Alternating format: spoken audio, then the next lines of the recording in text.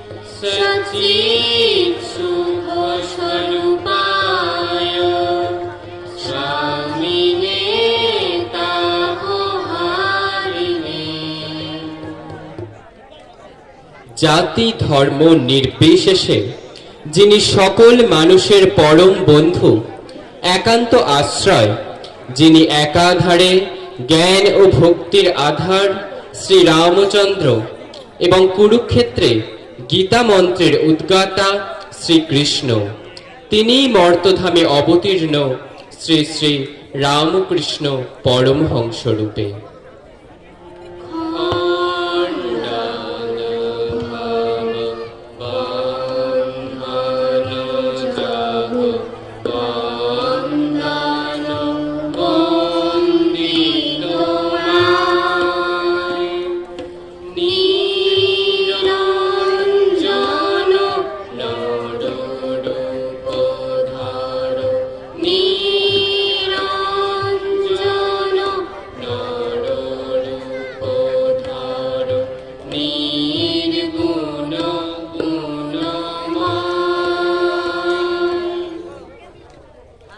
দেখো, সকলেই গুরু হতে চায়, শিষ্য হতে বড় কেউ চায় না। কিন্তু দেখো, উঁচু জমিতে বৃষ্টির জল জমে না, নিচু জমিতে খাল জমিতে জমে। জীব মাত্রই গাধা বোট, শুধু লোকই ঠেলে ঠেলে কত এগোবে। স্টিমার ধরো, গুরু ধরো, ধরো পারাপারের কর্ণধারকে, ঠিক তোমাকে পার করিয়ে দেবেন গো, ঠিক তোমাকে পার করিয়ে দেবেন। সংসারের গম্য বড় কঠিন, বন বন করে যদি ঘোরো মাথা ঘুরে যাবে, অজ্ঞান হয়ে পড়ে যাবে। কিন্তু যদি খুঁটি ধরে ঘোরো তবে আর ভয় নেই, ঘুরবে কিন্তু পড়বে না। কম্ম করো চুটিয়ে, কিন্তু ঈশ্বরকে ধরে থাকো, তবেই হলো গো, তবেই হলো। যে তৃষা জাগিলে তোমারে হারাবো, সে তৃষায় আমার জাগায় না। যে তৃষা জাগিলে তোমারে হারাবো, সে তৃষায় আমার জাগায় না। যে ভালোবাসায় তোমারে ভুলিব, যে ভালোবাসায় তোমারে ভুলিব, সে ভালোবাসায় ভুলায় না। যে তৃষা জাগিলে তোমারে হারাবো, সে তৃষায় আমার জাগায় না। যে জ্ঞানের দীপ তোমারে লুকায়, সে জ্ঞানের দীপ জ্বালায়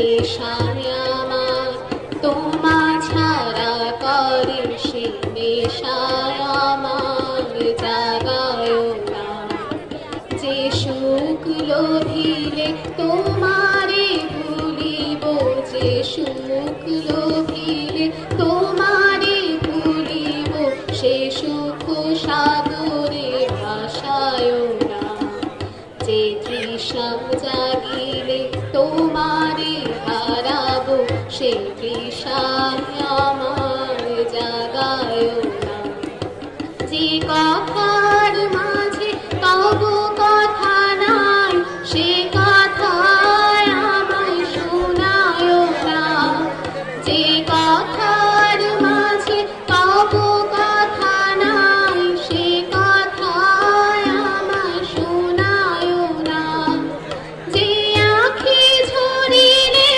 তোমারে লোভিব সে আখির ধারা মুছায় না যে আঁখি ঝরিলে তোমারে লোভিব সে আখির ধারা মুছায় না যে তৃষা জাগিলে তোমারে হারাবো সে তৃষায় আমার জাগায় না। দেরি গ্রামের জমিদার রামানন্দ প্রতাপ, তার ভয়ে সবাই কাঁপে। অত্যাচারী বলেও তার প্রবল দুর্নাম। সেই গ্রামেরই এক সৎ ব্রাহ্মণ ক্ষুদিরাম চট্টোপাধ্যায় জমিদারের পক্ষে আদালতে মিথ্যে সাক্ষী না দিতে যাওয়ায় ভিটেমাটি থেকে উৎখাত হলেন ক্ষুদিরাম। পিতার আবাস ছেড়ে চলে যেতে হলো তাকে। পথে নেমে আসতে হলো সপরিবারে। 150 বিঘে জমি ছিল, সব পুড়ে ছাই হয়ে গেল জমিদারের রোষানলে। বড় অসহায়, বড় বিপন্ন ক্ষুদিরাম, তবু অন্তরে তার রঘুবীর। যার কেউ নেই তার ভগবান আছে। ক্লান্ত অবসন্ন ক্ষুদিরাম ক্ষুধা তৃষ্ণায় কাতর পরিবার নিয়ে পথের ধারে বসে পড়লেন। হঠাৎ পথে তার সাথে সাক্ষাৎ হলো তার বহুদিনের পুরানো বন্ধু কামারপুকুরের সুখলাল গোস্বামীর সঙ্গে। তিনি ক্ষুদিরামের সর্বনাশের কাহিনী শুনে তাকে তার পরিবার সহ কামারপুকুরে নিয়ে এলেন। নিজের ঘরের একটা অংশে থাকতে দিলেন এবং লক্ষ্মী জলার মাঠে 1 বিঘে জমিও লিখে দিলেন ক্ষুদিরামের নামে। ক্ষুদিরাম তার আরাধ্য রঘুবীরকে অসংখ্য ধন্যবাদ দিলেন এবং সেখানে নতুন করে তার সংসার পাতলেন। ক্ষুদিরামের স্ত্রী চন্দ্রমণি, তার প্রসব বেদনা উঠল। ধনী কামারনি তাকে শুইয়ে দিল ঠেকিশালে। প্রসব হল, কিন্তু ছেলে গেল কই? ছেলে তখন পিছলে মাটিতে হড়কে ধান সেদ্ধ করার উনানে ছাইয়ের মধ্যে পড়েছে। ধনী তাকে টেনে বার করলো। ভাস্বর ভস্যভূষণ যেন সাক্ষাৎ শিব। 1242-এর 6ই ফাল্গুন, 1836-এর 17ই ফেব্রুয়ারি, শুক্লপক্ষ বুধবার ধরাধামে অবতীর্ণ হলেন তিনি। আস্থা বলে যিশু, কারাগারে শ্রীকৃষ্ণ, ঢেকিশালে গদাধর। আসিল রে কামার পুকুরে, পুলকে নাচিয়া উঠে প্রাণ। আসিল রে কামার পুকুরে, পুলকে নাচিয়া উঠে প্রাণ। নিশা কাটিল, শুক্র রবি হাসিল, গগনে উঠিল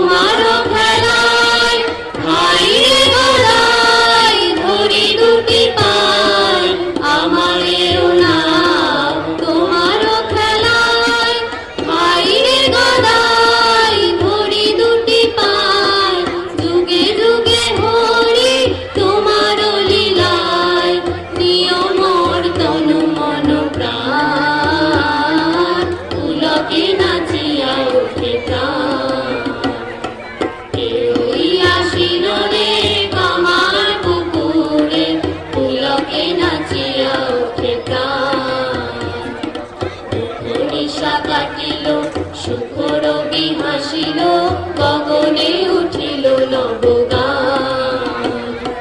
কেউই আসিল রে আমার পুকুরে, পুলকে নাচিয়া উঠে প্রাণ, পুলকে নাচিয়া উঠে প্রাণ, পুলকে নাচিয়া উঠে প্রাণ। ঋষিতুল্য পিতা ক্ষুদিরাম চট্টোপাধ্যায় ও উদারপ্রাণা মাতা চন্দ্রামণির কনিষ্ঠ পুত্র গদাধর। ইংরেজ সভ্যতার দ্বারা প্রায় অস্পৃষ্ট গ্রামীণ বাংলার পরিমণ্ডলে বিকশিত হয়ে উঠেছিল তার বাল্য ও কৈশোর। অলৌকিক স্মৃতিশক্তি, তীক্ষ্ণ বুদ্ধি, পবিত্র জীবন ও মিষ্ট ব্যবহারের ঘেরাটোপে বিস্ফোরিত তাঁর সহজাত অঙ্কন, সঙ্গীত, অভিনয় কুশলতা তাকে গ্রামে জনপ্রিয় করে তুলেছিল। 7 বছর বয়সে বালকের বাবার মৃত্যু ও 8 বছর বয়সে আকস্মিকভাবে বিশালাক্ষীর দিব্য দর্শন তাঁর জীবনের গতিমুখ স্থির করে দেয়। চাল গলা বাঁধা বিদ্যা অর্থাৎ পাঠশালার পাঠে তার মন বসে না, কিন্তু পাঁচালী, কথকথা, রামায়ণ গানের আসরে একান্ত মনোযোগী শ্রোতা। 1853 খ্রিস্টাব্দে তাঁর বয়স যখন মাত্র 17, সেই সময় তিনি কলকাতার ঝামাপুকুরে এসে দাদা রামকুমারের যজমানের কাজে সাহায্য করতে থাকেন। একই সময়ে দক্ষিণেশ্বর গ্রামে রাসমণির কালী মন্দিরের নির্মাণের কাজ সমাপ্ত হয়ে এসেছিল। কালক্রমে দক্ষিণেশ্বর কালীবাড়ির পূজারী হলেন রামকুমার চট্টোপাধ্যায়। ভাই গদাধরকেও একরকম জোর করে টেনে আনলেন সেখানে। শুরু হলো ভবিষ্যতের এক স্বর্ণযুগে। 1865 খ্রিস্টাব্দ। একদিন নির্জনে ধ্যানে বসেছে গদাধর। তার মনশ্চক্ষে ভেসে উঠল এক সন্ন্যাসীর মূর্তি। নগ্ন দেহ, বিশালকায় তেজস্বী চেহারা, কোটিতে কৌপিন পর্যন্ত নেই, মাথায় দীর্ঘ জটা। তাকে দেখেই গদাধর চিনতে পারল জটা জুটোধারী সন্ন্যাসী তোতাপুরী। পাঞ্জাবের লুধিয়ানায় মঠ ছিল তার। 40 বছর সাধনা করেন তিনি। নর্মদা তীরে তপস্যায় তার নির্বিকল্প সমাধি হয়, ব্রহ্মের সাক্ষাৎ হয়। মা ভবতারিণীর কাছ থেকে অনুমতি নিয়ে তোতাপুরীর কাছে দীক্ষা নিলেন গদাধর।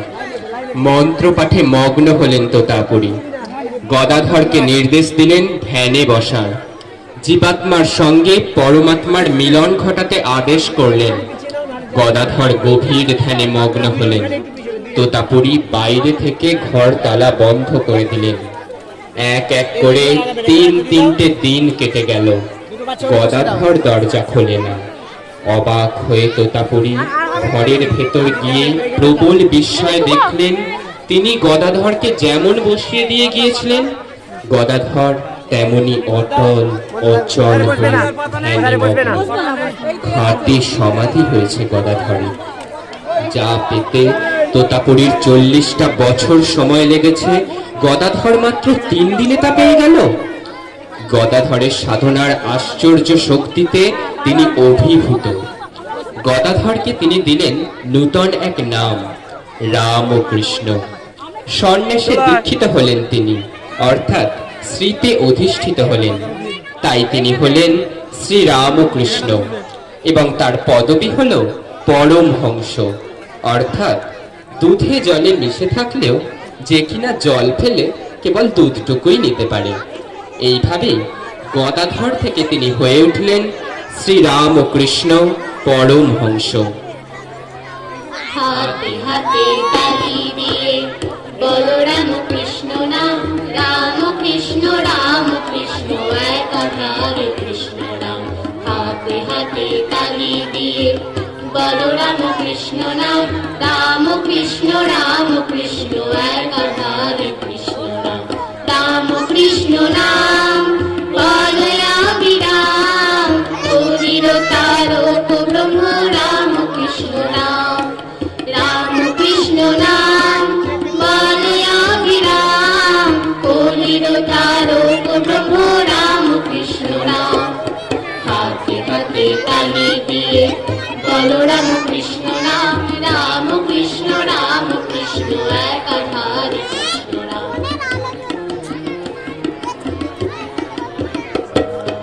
এই যুগে সারদা রাম কৃষ্ণ নামের খেলা, পার যেতে চাষতে যদি করতরাই বেলা।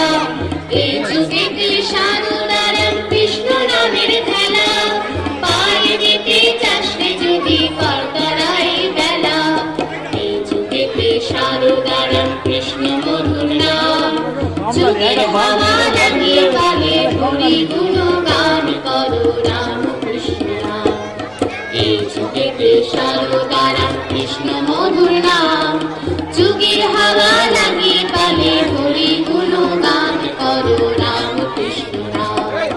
হাতে হাতে তালি দিয়ে বলো রাম কৃষ্ণ নাম, রাম কৃষ্ণ একাধারে কৃষ্ণ রাম। শরণাগতির কোনো বিকল্প যে নাই, সংসার আগুনিতে কেন পুড়ে মরো ভাই। শরণাগতির কোনো বিকল্প যে নাই, সংসার আগুনিতে কেন পুড়ে মরো ভাই। মরি মরি রাম কৃষ্ণ মধুর নাম গান, সারদা নামের সাথে করো সুধা পান, বলো রাম কৃষ্ণ নাম। মরি মরি রাম কৃষ্ণ মধুর নাম গান, সারদা নামের সাথে করো সুধা পান, বলো রাম কৃষ্ণ নাম। হাতে হাতে তালি দিয়ে বলো রাম কৃষ্ণ নাম, রাম কৃষ্ণ একাধারে কৃষ্ণ নাম। জীবের দুঃখে কাতর হয়ে পরম ব্রহ্ম এসেছে, কলসে কলসে সেজে কৃপা বাড়িয়ে এনেছে। জীবের দুঃখে কাতর হয়ে পরম ব্রহ্ম এসেছে, কলসে কলসে সেজে কৃপা বাড়িয়ে এনেছে। আয় তরা ওরে করি আত্মনিবেদন, জীবনে মরণে রাখি যুগল চরণ, বলো রাম কৃষ্ণ নাম। আয় তরা ওরে করি আত্মনিবেদন, জীবনে মরণে রাখি অভয় চরণ, বলো রাম কৃষ্ণ নাম। হাতে হাতে তালি দিয়ে বলো রাম কৃষ্ণ নাম, রাম কৃষ্ণ একাধারে কৃষ্ণ নাম। রাম কৃষ্ণ নাম বলো অবিরাম, কলির তারক ব্রহ্ম রাম কৃষ্ণ নাম। রাম কৃষ্ণ নাম বলো অবিরাম, কলির তারক ব্রহ্ম রাম কৃষ্ণ নাম। হাতে হাতে তালি দিয়ে বলো রাম কৃষ্ণ নাম, রাম কৃষ্ণ একাধারে কৃষ্ণ নাম। রাম কৃষ্ণ একাধারে কৃষ্ণ নাম। রাম কৃষ্ণ একাধারে কৃষ্ণ নাম। জগৎজননী সারদা দেবী বাঁকুড়া জেলার জয়রামবাটি গ্রামে জন্মগ্রহণ করেছিলেন। বাংলার 1260 সালের 8ই পৌষ জননী শ্যামা সুন্দরনীর কোল আলো করে রামচন্দ্র মুখোপাধ্যায়ের ঘরে সারদামণির পূর্ণ আবির্ভাব। শ্রীরামকৃষ্ণের আবির্ভাবের আগেও তার পিতা মাতার নানা রকম দৈব অনুভূতি হয়। অনেক পরে শ্রী শ্রী মা স্বয়ং নিজে তার জন্ম কথা ভক্তদের কাছে বলেছেন। আমার জন্মেও তো ঠাকুরের মতো। শ্রী শ্রী মা শ্রীহরে গিয়েছিলেন ঠাকুর দেখতে। ফেরার পথে এক গাছের নিচে তার এক অদ্ভুত অনুভূতি হয়। মায়ের নিজের ভাষায় একটি বায়ু যেন তার উদরের মধ্যে ঢোকায়, উদর ভয়ানক ভারী হয়ে উঠল।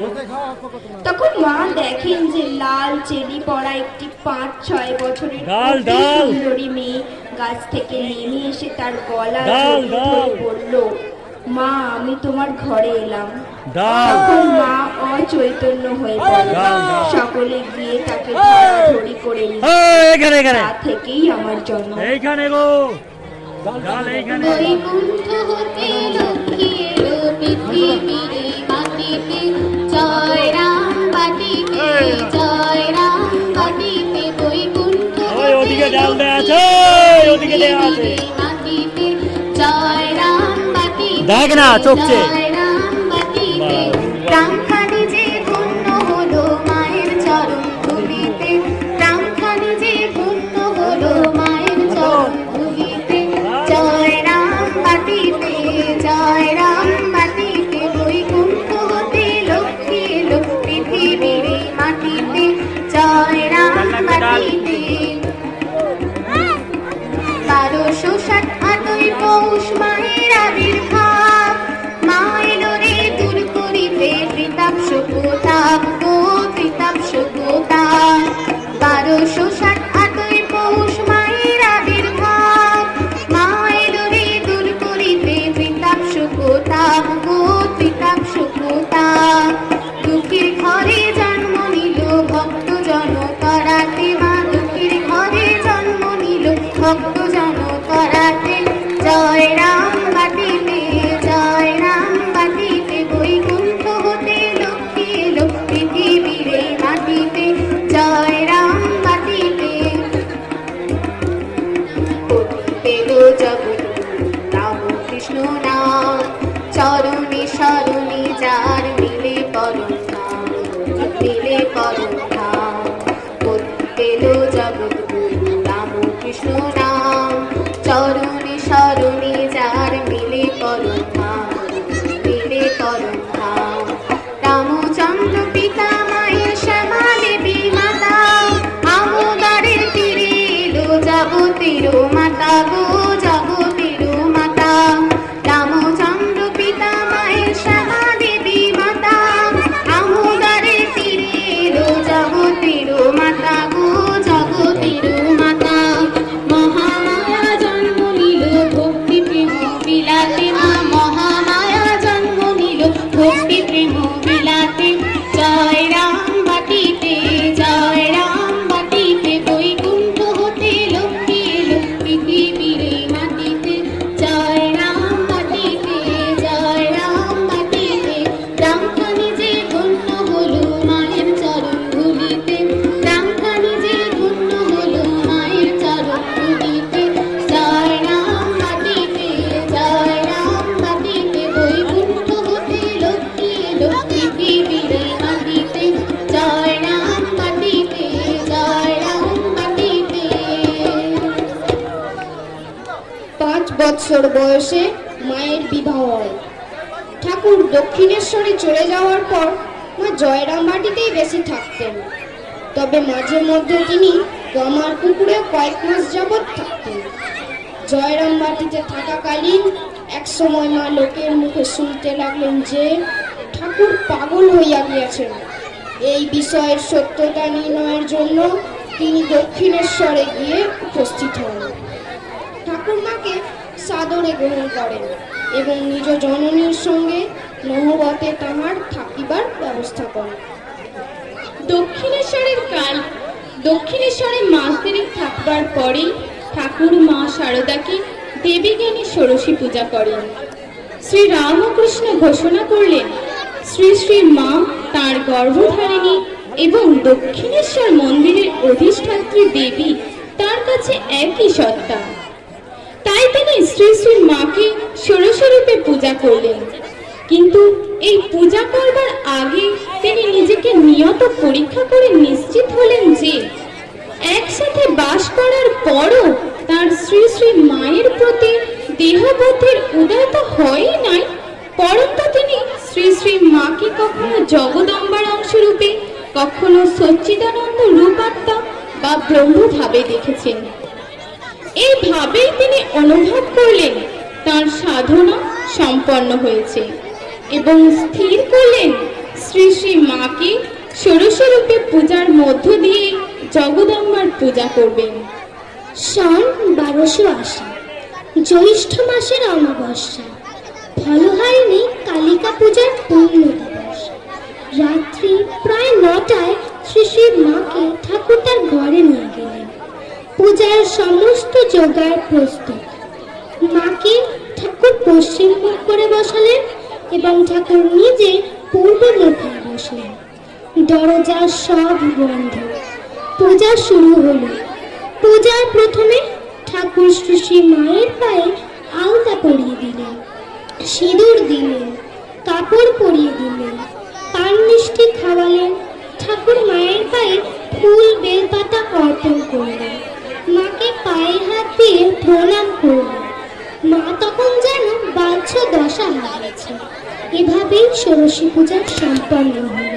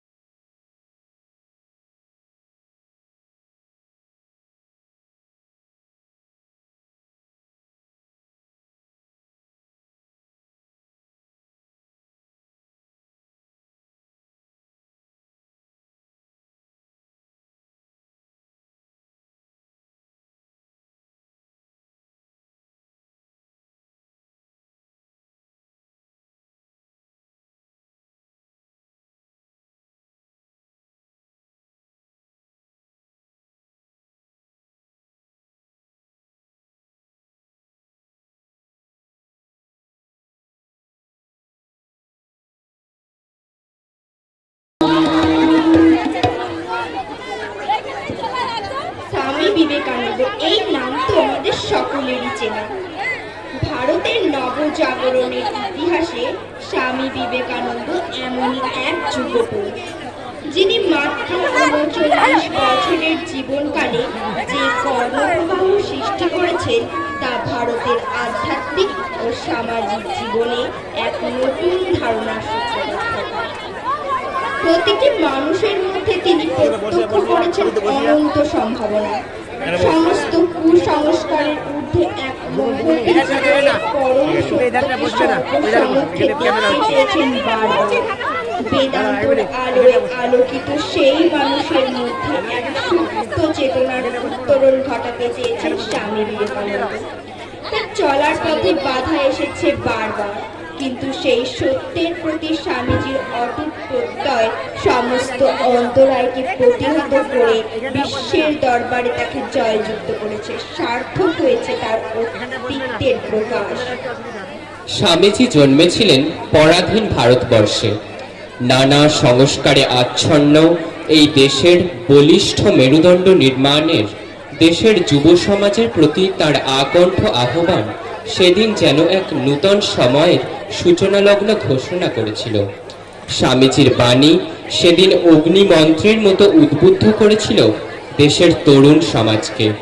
তিনি বলেছিলেন, হে বীর, সাহস অবলম্বন করো, সদর্পে বলো, আমি ভারতবাসী, ভারতবাসী আমার ভাই। বলো, মূর্খ ভারতবাসী, দরিদ্র ভারতবাসী, ব্রাহ্মণ ভারতবাসী, চণ্ডাল ভারতবাসী আমার ভাই।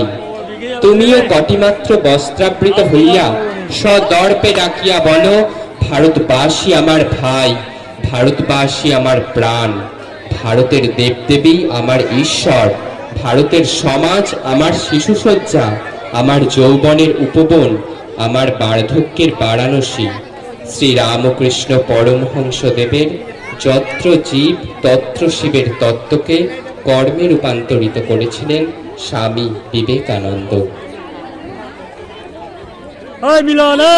প্রাচীনতম সময় শ্রীরামকৃষ্ণ আশ্রয়ে আসেন নরেন্দ্রনাথ দত্ত। প্রবল অর্থ সংকটের মধ্যে রয়েছেন তিনি।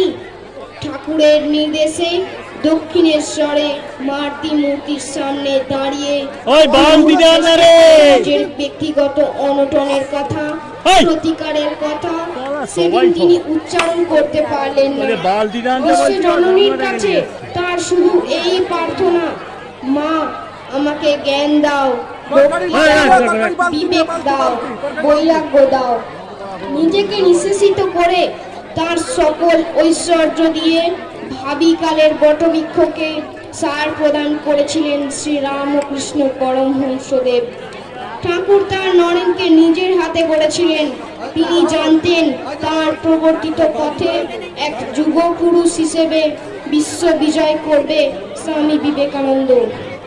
বিশ্ব ধর্ম মহাসম্মেলনে সর্বশ্রেষ্ঠ বক্তা রূপে বিবেকানন্দ প্রবল জনপ্রসিদ্ধি লাভ করেছিলেন। মার্কিন যুক্তরাষ্ট্রের বিভিন্ন শহরে ভাষণ দিয়েছিলেন তিনি এলেন চিকাগো থেকে Detroit, Boston, Washington, new York প্রভৃতি শহরে মার্কিন নাগরিকদের কাছে তিনি তুলে ধরলেন ভারতীয় সনাতন ধর্মের সহজ সত্যের কথা।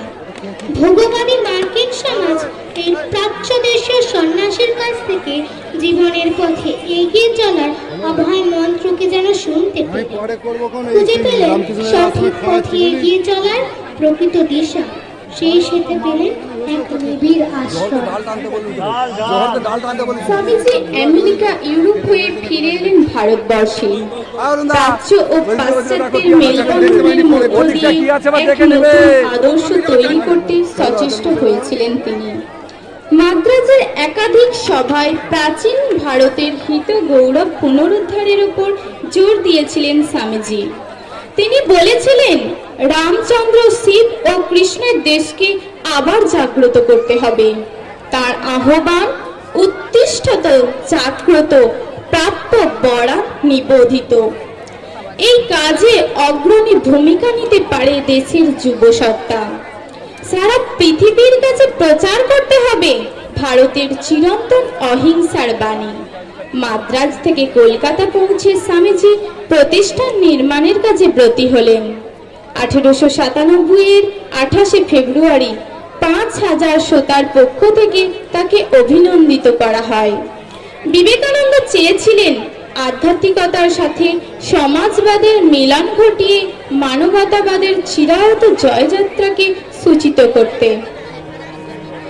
কে তুমি বাজালে নবীন রাগেতে ভারতের প্রাণবীণা।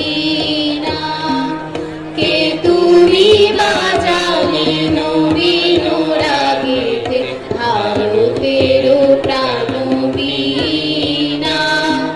মধুর ঝঙ্কারে মুগ্ধ জাগত চকিতে গানে বন্দনা। কে তুমি বাজালে নবীন রাগেতে ভারতের প্রাণবীণা।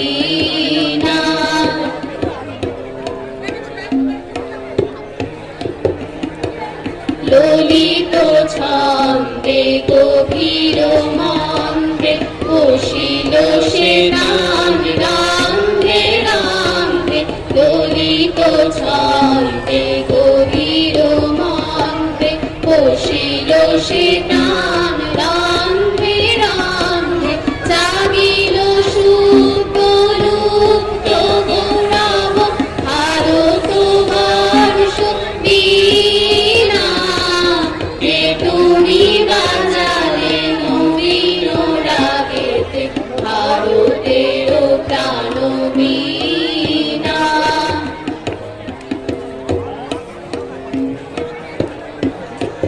হিমাদ্রি শিখরে জলনিধিতীরে প্রাচ্যে প্রতীচ্যে দিক দিগন্তারে। হিমাদ্রি শিখরে জলনিধিতীরে প্রাচ্যে প্রতীচ্যে দিক দিগন্তারে। বেদান্ত মহিমা কেবল প্রচারে বর্ণিতে নারী সীমা।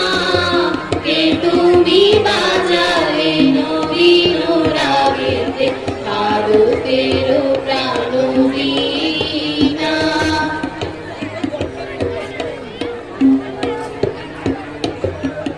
গুরু পদে মন প্রাণ সমর্পণ মহাযোগী বেশ করিলে ধারণ করি। গুরু পদে মন প্রাণ সমর্পণ মহাযোগী বেশ করিলে ধারণ। জ্ঞান ভক্তি যোগ জীব সেবা ব্রত করিলে উদ্দীপ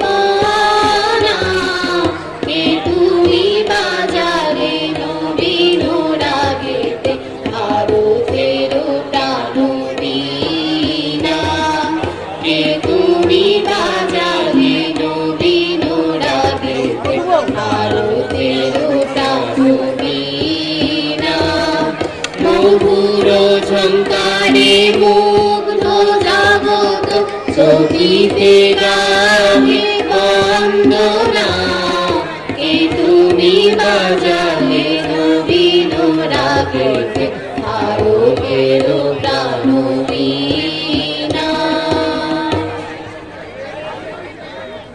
1897 সালের 1 মে শ্রীরামকৃষ্ণের অন্যতম শিষ্য বলরাম ঠাকুরের বাড়িতে এক সভা ডাকা হলো। শ্রীরামকৃষ্ণের আদর্শকে সামনে রেখে একটি সংগঠন তৈরি করার পরিকল্পনা হলো সর্বাগ্রে। 1898 সালের এপ্রিল মাসে কলকাতার সন্নিকটে বেলুড়ে কেন্দ্রীয় মঠের গৃহ নির্মাণ শুরু হলো। ঠিক হলো একটি হবে রামকৃষ্ণ মঠ, একটি বিশুদ্ধ আশ্রমিক প্রতিষ্ঠান। দ্বিতীয়টি রামকৃষ্ণ মিশন, যার মানব সেবার কাজে নিজেদের আত্মনিয়োগ করবে।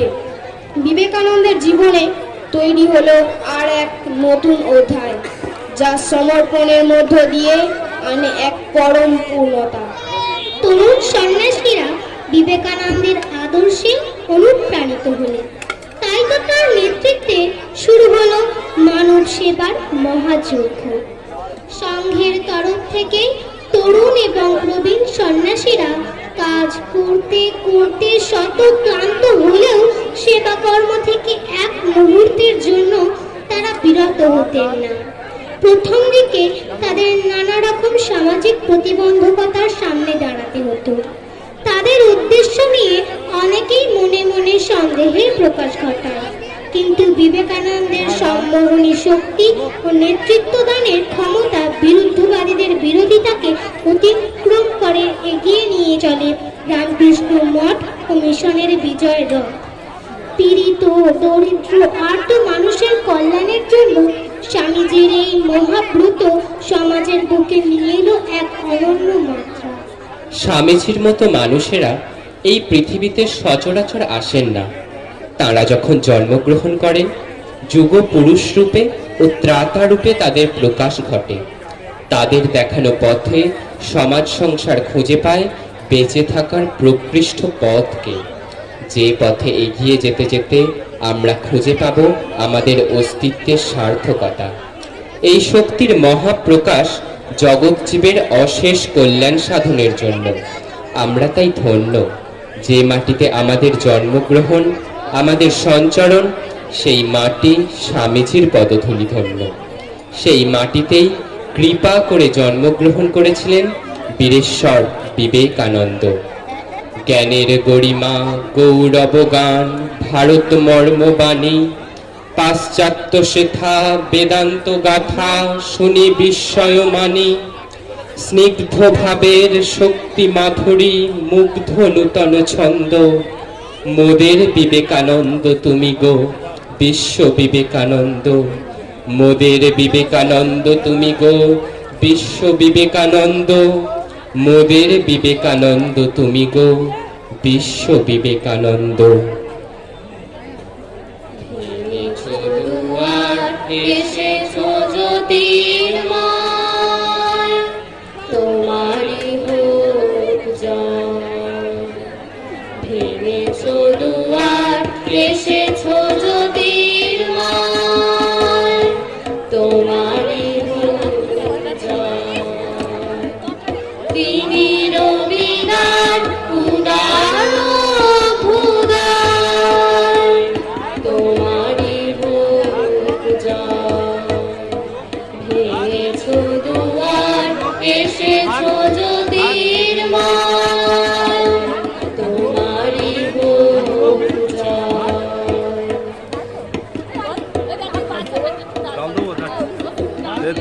হে বিজয়ী নবজীবনের প্রাতে, নবীন আশার খড়গ তোমার হাতে। হে বিজয়ী নবজীবনের প্রাতে, নবীন আশার খড়গ তোমার হাতে। জীর্ণ আবেশ কাটো সুখ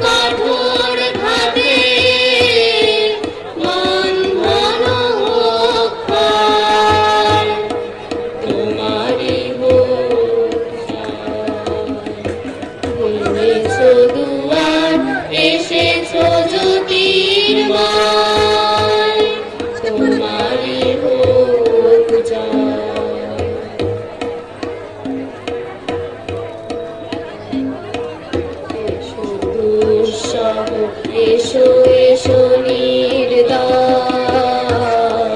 তোমারই হোক জয়।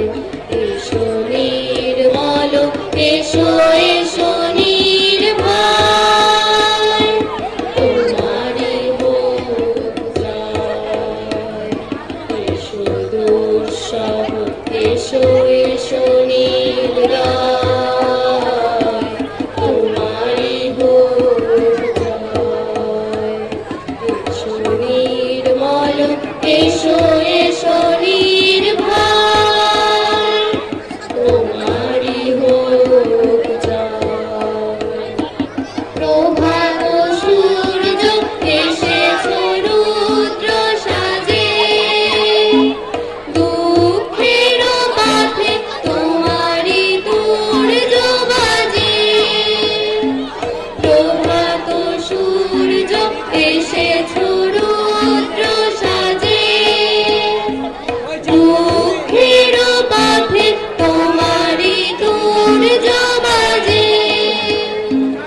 অরুণ বহ্নি জ্বালা চিত্ত মাঝে, মৃত্যুর হোক লয়, তোমারই হোক জয়।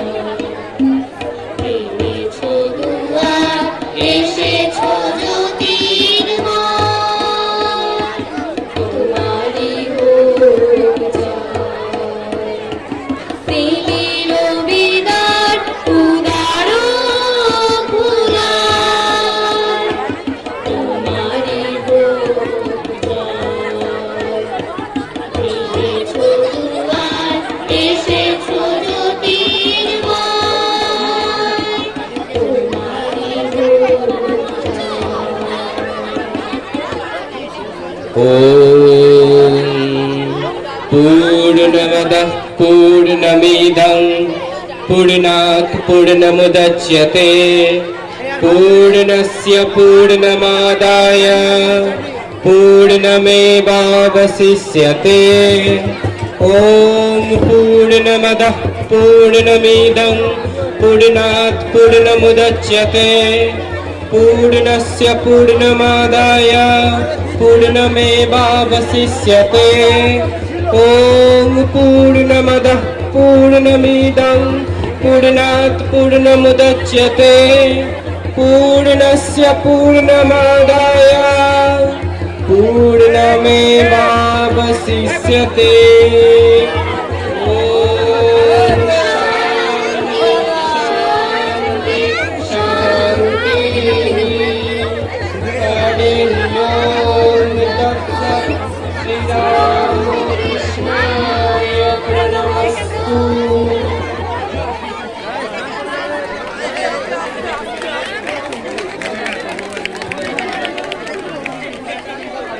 ধন্যবাদ।